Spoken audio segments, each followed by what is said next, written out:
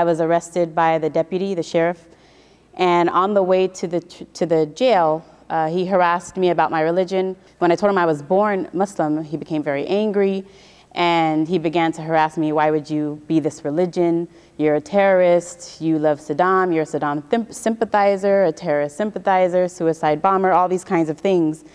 When we got to the jail, there was a female deputy, and she took off my jewelry and all the other stuff, and when it came down to the last item, which was my headscarf, she said, you need to remove that. And I said, I can't remove it because it's a religious obligation and the male deputy is right here.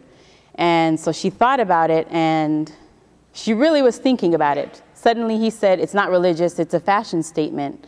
And he said this because our conversation in the beginning, before it turned very ugly, I explained to him why I wear it, what it means to me. And so he knew very well what it meant to me to have to be uncovered, especially with him there. So she proceeded to, I unpinned it, so she took it off. Once she took it off, he made a point to stare at me because he knew exactly what it meant to me to be seen uncovered. And throughout the rest of the day, I was there for about 12, 13, maybe 14 hours. And almost the entire time, my hijab was off. Something at that time, I didn't realize I had the right to keep my headscarf on, but I knew I was violated. I knew I felt a deep sense of violation. So I went most of the day without my headscarf on. And in the cell block, I was put in the orange outfit and everything.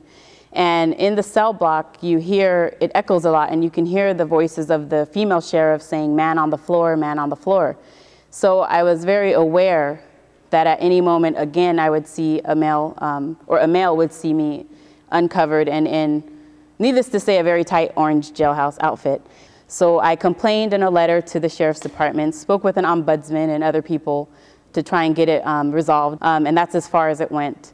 So 2 years later, I contacted Hector Villagra from the ACLU, and he agreed to take it with help from the Women's Rights Project and the Religious Project as well at ACLU. So it took about 11 months because it settled, the case settled just a couple of weeks ago, and they agreed to all the terms of the settlement. So right now in San Bernardino County, which is the biggest county in the nation, and it's where I live, they've agreed to change their policy on headscarves in jails. If any Muslim woman is in custody, she'll be checked in front of a woman when she removes her hijab, and then they will either manufacture or contract out the manufacturing of hijabs that meet their security requirements. So right now, Orange County is already looking at their policy. They're going to review it because of this win.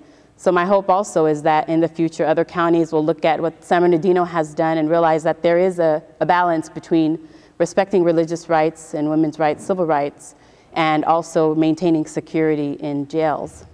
It was very important to me and the ACLU to not just lodge a case and win a case, but to actually bring about change, bring about consciousness about what the issues are.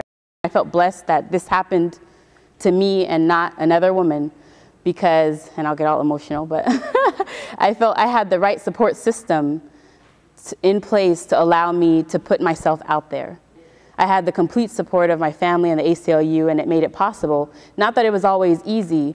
I went through a lot of growing in just these 11 months. So it got me thinking about other women and how many times have we experienced discrimination or hate because we're a woman, because we're a Muslim woman, whether it's in our own community or in the mainstream society, but we don't speak up. We just accept it.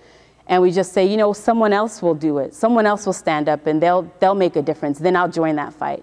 And just with this case, I've seen already how many other women, even in my school, at my job, and women I don't know just from the internet, how many have already been inspired? Women who aren't Muslim, women who don't even have a faith tradition, but how they've been inspired by what one person and what a group like the ACLU can accomplish.